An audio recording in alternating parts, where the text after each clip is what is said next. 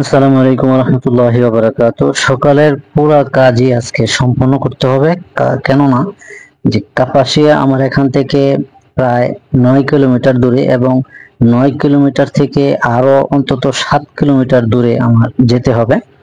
কারণ ওই জায়গার মধ্যে যে দেলোয়ার ভাইয়ের যে বড় খামার আছে, সেই খামারে অবশ্য আমাকে দাওয়াত দেওয়া হয়েছে। ওই জায়গার মধ্যে বড় বড় স্যারেরা আসবে, ইউনিভার্সিটির যে স্যারগুলি আছে তারা কিছু সলা পরামর্শ দিবে, এবং ওনার খামারে পরিদর্শন করার জন্য আমাদের সকলকে, যারা খামারি আছে অবশ্য তাদেরকে ডাকছে। আর আলহামদুলিল্লাহ, আমি শ্রীপুরের পক্ষ থেকে আমি সাড়া পাইছি। কেন সাড়া পেলাম? কারণ আমার খুবই ক্লোজ এবং বন্ধু মানুষ, আর আমি কিন্তু বাড়ি থেকে আমার ছোট ভাইকে নিয়ে বের হয়ে গেলাম। কারণ যেই জায়গাটুকু এখান থেকে যেতে হবে সেই জায়গাটা খুবই খারাপ অবস্থা। আমার প্রতিদিন থেকে 4 থেকে 5 বার আপ ডাউন করতে হয়। এই জায়গাটা খুবই খারাপ অবস্থা, কারণ যেতে খুবই কষ্ট হয়। এটা আপনারা দেখেন অবস্থায় কি কষ্টের মধ্যে আমি আসলে খামার পরিচালনা করতেছি। খামার জগৎটা অত্যাধিক কষ্ট। আর আমরা এখন মেন রাস্তায় উঠে গেলাম। এখান থেকে অন্তত আমরা 9 কিলোমিটার দূর, বলতে আমাদের শ্রীপুর থেকে কাপাসিয়া থানাতে যাচ্ছি। আলহামদুলিল্লাহ, আমরা শ্রীপুরের মানুষ। আর বলতে বলতে কিন্তু আমি কাপাসিয়া যে ব্রিজ আছে, শীতলক্ষ্যা ব্রিজ, সেই শীতলক্ষ্যা ব্রিজের পাশাপাশি আসছি, এবং এখান থেকে ব্রিজে উঠতেছি। পাশে ডান পাশে যেই মূর্তিটা দেখছেন সেটা হচ্ছে প্রথম প্রধানমন্ত্রী তাজউদ্দিন আহমদের স্মৃতিসৌধ।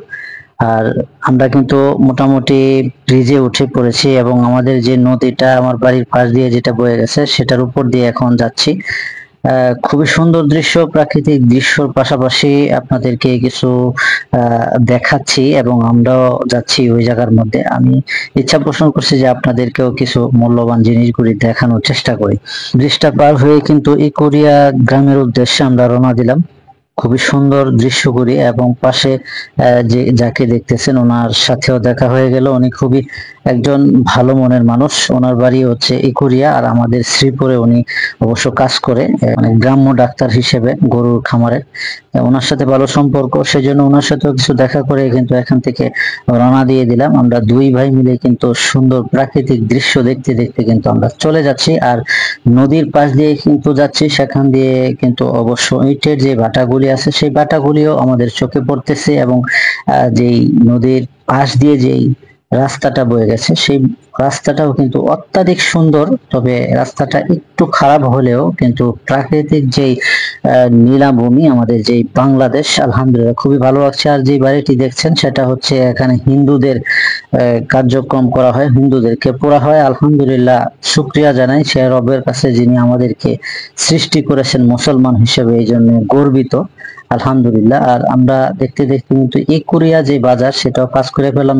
ইকুরিয়া যে স্কুল আছে সেই স্কুল আমরা পাস করে ফেললাম, কিন্তু পাশাপাশি এসে পড়ছি। আলহামদুলিল্লাহ, আমরা এসে পড়লাম এখন ইকুরিয়া, যেখানে আমার আশা কথা বড় ভাইয়ের কাছে। সেই ভাইয়ের কাছে কিন্তু আসা আরেকটি গোপন তথ্য আমি আপনাদেরকে বলতে পারি, সেটা হচ্ছে যে বড় খামারিদের সাথে সবসময় হাত রাখবেন, বড় খামারিদের সাথে সম্পর্ক বজায় রাখবেন।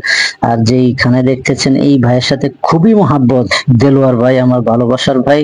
উনি যেই ঘরটি দেখতেছেন এখানেই কিন্তু আমাদের যেই একটি সম্মেলন হওয়ার কথা, গরুর খামারিদের একটা ভালোবাসা তৈরি করার কথা। আসলে গরুর খামারিদের যদি একসাথে আনা যায়, তাই আমরা মনে করি গোশ এবং দুধ উৎপাদনে আমরা সহায়ক ভূমিকা পালন করতে পারবো আমাদের বাংলাদেশে। আলহামদুলিল্লাহ, যে ঘরের মধ্যে আমরা বসছি এটা কিন্তু লেয়ারের ফার্ম আমার দেলোয়ার ভাই কিন্তু করছে। একটা দিনটা ছিল শুক্রবার, 1 আগস্ট 8, 2025 সাল। আর এই ঘরে অনেকেই আমরা আছি, এখানে বড় বড় স্যারেরা আছে, ম্যাডামরা আছে, তারা সলা পরামর্শ করছে। এবং যেহেতু শুক্রবার আমরা জুমার নামাজের আজান দিয়ে ফেলেছে, অবশ্য মসজিদের উদ্দেশ্যে, নামাজের উদ্দেশ্যে চলে গেলাম। মসজিদ থেকে এসে আমরা কিছু খাওয়া দাওয়া করলাম, তারপরে ভাইয়ের যেই খামার আছে সেই খামারে উপস্থিত হয়ে গেলাম। এই যে দেখতেছেন যেই গরুগুলি আছে, আমার কাছে খুবই ভালো লাগলো এই খামারে। আসলে আমার ফার্স্ট যাওয়া, আমার ভাই কিন্তু অনেক আগে থেকে আমাকে বলতেছে, কিন্তু সময়ের অভাব। আপনারা জানেন যারা খামার করে তারা কিন্তু কিন্তু সময়ের অভাবের কারণে কোনো দিকে যাওয়া হয় না, অন্তত কোনো আত্মীয় স্বজনের বাড়িতেও যাওয়া সম্ভব হয় না। আর যে মেশিনটি আপনারা দেখতেছেন এটা কিন্তু সাইলেজ বানানোর মেশিন, এটা কিন্তু চপার মেশিন বলে থাকে, সবচেয়ে যে ভালো মানের সাইলেজ হয়ে থাকে সেই সাইলেসের মেশিনটা কিন্তু এটা দুইজনে মিলেই কিন্তু এই স্টার্টটা দিছে। আলহামদুলিল্লাহ বৃষ্টির দিন যেহেতু অত্যাধিক বৃষ্টি পড়েছে সেই জন্য কিন্তু আমাদের একটু কার্যক্রম ব্যাহত করছে, তারপরেও আমরা কার্যক্রম চালিয়ে গেছি। বড় খামারে যেহেতু আসছি, স্যারেরা আছে এখানে, আমাদেরকে হাতে কলমে যে সাইলেজটা আছে ওইভাবে না শিখাইতে পারলেও আমাদেরকে একটা ধারণা দিয়েছেন যে ঘাসের সাইলেজ আমরা কিভাবে তৈরি করতে পারি এবং কি প্রসেসে করলে আমরা পরবর্তীতে এটা সংগ্রহ করে আমরা খাওয়াইতে পারবো। যে ম্যাডাম আছে উনি আমাদেরকে বোঝাচ্ছেন এবং পলি ব্যাগের ভিতরে কিভাবে ভরতে হয় সেইগুলি কিন্তু আমাদেরকে তথ্য দিচ্ছেন।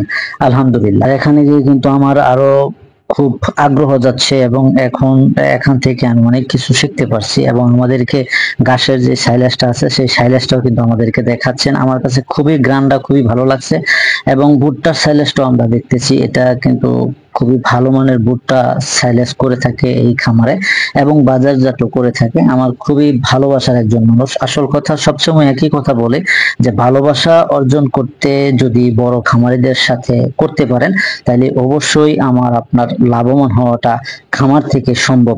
তাদের সাথে উঠা বসা করলে আমরা খামারে কি করতেছি, খামারে কিভাবে করা প্রয়োজন, কিংবা গরু বিক্রি করার সময়, গরু ক্রয় করার সময় সলা পরামর্শ তাদের মাধ্যমে আমরা করতে আশা করব যারা খামার করবেন বড় বড় খামারের সাথে উঠা বসা করার চেষ্টা করবেন। ওই জায়গা থেকে এসেই কিন্তু আমরা আবার পুনরায় কার্যক্রম শুরু করছি, আর এটা শেষ কার্যক্রম।